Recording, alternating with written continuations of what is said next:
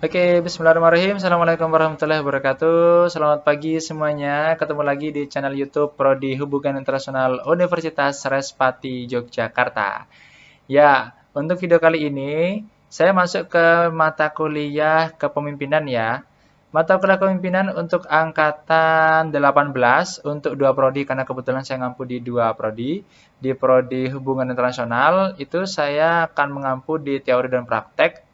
Di prodi kedua yaitu di prodi sastra Inggris, Vise Unrio itu di teorinya ya.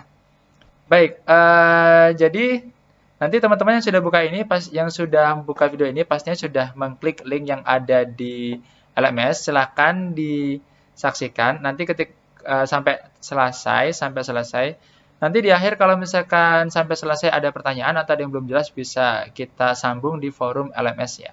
Oke, langsung kita mulai aja.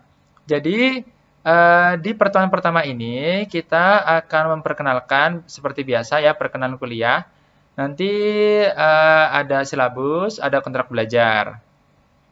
Mata kuliah kita adalah mata kuliah kepemimpinan. Mata kuliah kepemimpinan itu nanti bobotnya dia 3 SKS tapi 2 teori dan 1 praktek ya. 2 teori dan 1 praktek. Nah, nanti apa sih mata kuliah itu? Nih ya ada deskripsinya. Sebenarnya udah bisa dibaca juga di LMS saya sudah sampaikan. Menjelaskan pengertian kepemimpinan untuk memahami proses yang dinamis, kemudian bagaimana membentuk kepribadian sebagai seorang pemimpin, sekaligus juga kita bisa menganalisa karakter pemimpin yang efektif itu seperti gimana. Untuk materinya ini kurang lebih nanti ada pengertian kepemimpinan, ada dinamika, kepribadian, syarat, perbedaan fungsi proses keterbatasan, hubungan asasi manusia dan lain-lain ya. Nanti kita bahas satu persatu di perkuliahan kita. Untuk buku referensinya ini ada Hadari Nawawi. Ini boleh dicari, ini bukunya ada ya. Dari penerbit UGM. Kalau misalkan mencari di sosial agensi banyak. Nanti cari tanya aja kepemimpinan efektif Hadari Nawawi gitu. Baik, untuk pertemuannya kita ulas dulu ya sebelum masuk. Jadi kita khususnya untuk yang prodi HI, ketemu sama saya nanti ada di 3 SKS, 2 teori, 1 praktek. 2 teori itu berarti 1 teori kan 7 pertemuan, 2 teori berarti 7 kali 2 berarti 14 pertemuan. Kemudian 1 SKS praktek itu isinya 12 pertemuan. Artinya 14 sama 12 nanti kita pertemuannya jumlahnya ada 26 pertemuan ya. Oke, untuk teori sama prakteknya sih fleksibel, tapi yang jelas untuk pertama-pertama kita teori dulu. Khusus untuk yang prodi sasing, ya sastra Inggris, nanti ketemu sama saya itu jangan terpaku sama jadwal apakah ini teori atau praktek, yang jelas baik itu teori, baik itu praktek, nanti 3 atau 4 pertemuan pertama nanti ketemu sama saya dulu untuk membahas teori. Sama karena kita tim ya, nanti pengampu kedua tuh ada Miss Dian Sari Solehamini juga dari HI, nanti akan disambung di pertemuan keempat atau pertemuan kelima. Jadi di jadwal akademik itu tidak harus terpaku apakah ini itu teori atau praktek, yang jelas di 4 pertemuan pertama nanti ketemu sama saya dulu, gitu ya. Baik, kita lanjut masuk ke materi ini di sini. Jadi apa saja sih yang kita pelajari? Gitu. Yang kita pelajari itu banyak. Tentang kriteria kepemimpinan. Nah, pengertian, konteks struktural, pengertian dan konteks non struktural itu seperti apa tentang pemimpin itu. Kemudian lanjut nanti kita juga akan menjelaskan tentang dinamika kepemimpinan, hubungan manusia dalam kepemimpinan, proses pengambilan keputusan dan lain-lain. Pertemuan selanjutnya nanti kita juga akan membahas hubungan kepribadian, aspek-aspek kepribadian, dan lain-lain. Lalu untuk HI, khusus untuk HI, jadi yang di bold kayak gini itu adalah perkuliahan praktek ya. Untuk perkuliahan praktek nanti kita buka LMS-nya, tapi teman-teman langsung langsung kerja individu. Jadi interaksi sama saya tidak terlalu sering karena saya hanya tugasnya memantau gitu dalam LMS nanti. Untuk praktek kegiatannya apa? Nanti ada macam-macam tuh.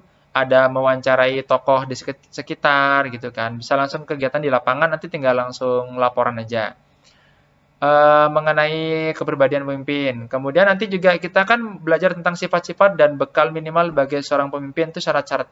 sebagai syarat-syarat pemimpin itu apa aja. Nanti di sini saya juga akan memberikan tugas nih, pertemuan selanjutnya itu praktek. Jadi kita selang-seling ya. Pertama teori, nanti pertemuan selanjutnya itu praktek. Pertemuan selanjutnya teori, pertemuan selanjutnya praktek. Gitu. Di sini juga ada yang menarik perbedaan antara pemimpin dan manajer. Kan kita sering nemu manajer tuh. Kalau manajer itu kan rekrutmen ya. Ada itu pembukaan, dibuka pendaftaran sebagai seorang manajer gitu. Tetapi kalau seorang pemimpin tuh nggak ada pendaftaran sebagai seorang pemimpin. Nah, apa bedanya? Nanti kita pelajari. Macam-macam ya.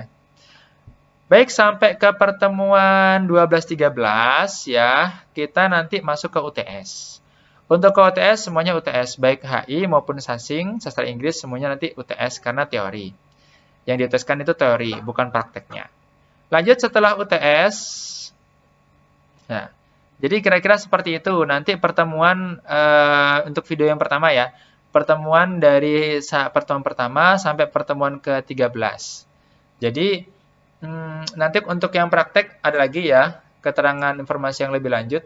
Untuk praktek nanti kita fleksibel sekali. Bisa jadi kita laksanakan prakteknya itu pakai LMS, bisa jadi tanpa LMS ya. Cuma nanti kita akan konfirmasi di perkuliahan sebelumnya, bagaimana besok berjalannya. Kalau misalkan nanti seperti ini ya, memberikan contoh dari fungsi dan tipe kepemimpinan dan lain-lain, itu nanti mungkin bisa langsung ke lapangan gitu ya, langsung mencari salah satu instansi. Tapi ending dari tugas praktek ya, output dari perkuliahan ini adalah pada akhirnya nanti teman-teman itu menyusun suatu semacam modul kepemimpinan gitu. Kepemimpinan yang efektif. Jadi dari pertama bagaimana syarat seorang pemimpin, sikapnya seperti apa, dan apa saja yang harus dilakukan. Itu nanti tugas akhirnya itu, outputnya itu berupa itu. Itu yang akan kita nilai di akhir pertemuan besok ya.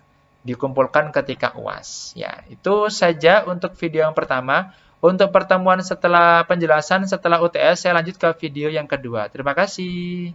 Wassalamualaikum warahmatullahi wabarakatuh.